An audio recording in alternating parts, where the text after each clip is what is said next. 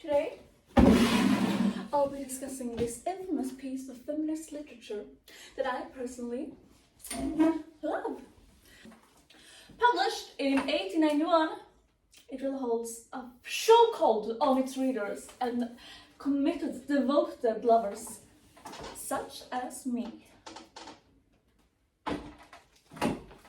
It's about a woman who's recently giving birth to her wonderful new little glimpse of joy, her son.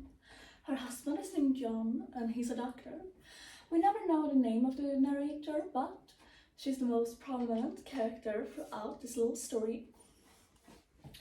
You see, she's depressed. Well, in terms of depression, she's not diagnosed. Mental state, which is only getting worse, it's spiraling. After birth, she's a mess.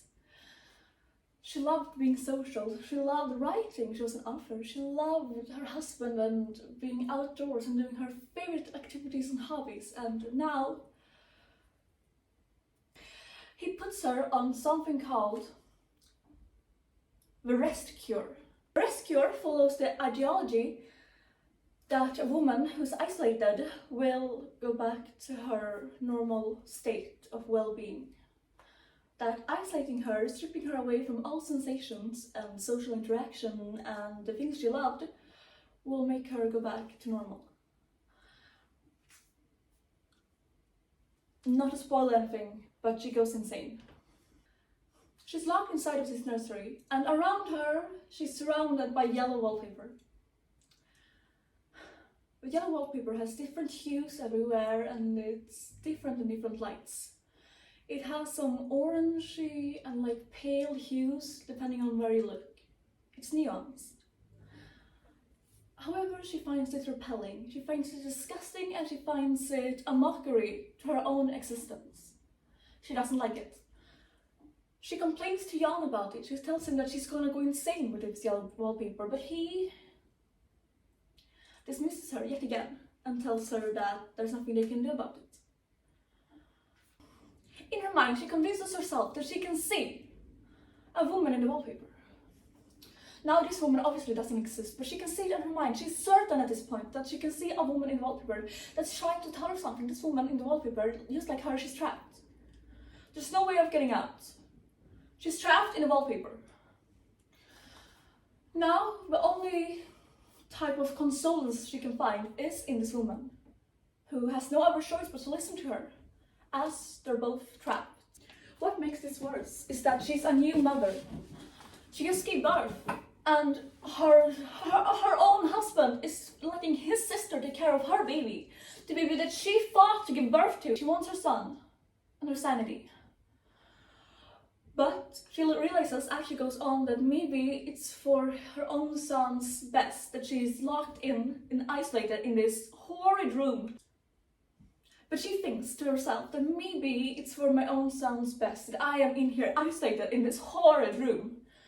Because maybe, yes, I lost my sanity, but my son would have been in this room if it wasn't me who was stuck in this nursery.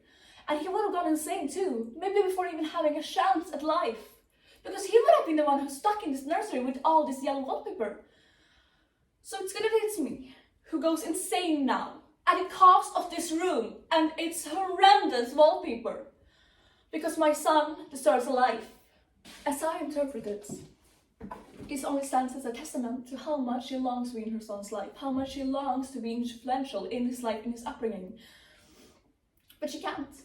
So the only thing she's got is to imagine that she's helping him, actively helping him, by being locked inside here instead of him. She has this epiphany that she has to liberate the woman in the wallpaper. Let her go, let her free, and maybe even herself can be freed along the way. So, she strips down the wallpaper, she tears it down, she rips it apart, she goes rabid. And she has this epiphany that whilst she's ripping down, she's clawing at the wall, she's freeing the woman in the wallpaper. Her husband comes in, her husband John, he comes in. And as she's going rapid, she's clawing at the wallpaper, she's freeing this persona of herself that she's made up in her mind. Her husband comes in, her husband John, he enters the room and he looks at her. His wife, the mother of his child, clawing clawing at the floor, laying on the ground, ripping the wallpaper she's held in her arms. Now John, he walks into the room, he sees his wife, the same wife he promised to protect, on the floor because of his own neglect. He sees her clawing at the wallpaper she's managed to hold on her arms as she collapsed and is essentially on the floor now. A mess of full psychosis. Instead of taking accountability, instead of doing anything to his wife, he faints. Now this woman, she sees her husband on the floor near her. She's still insane, she doesn't have any sanity left in her, but she sees her husband and she just, out of desperation, she crawls on top of him and makes an escape out the door to maybe something that might resemble freedom. We don't know. But what we do know, what we know today that we wouldn't have known back then, not even 50 years ago, is that that woman suffered from postpartum depression.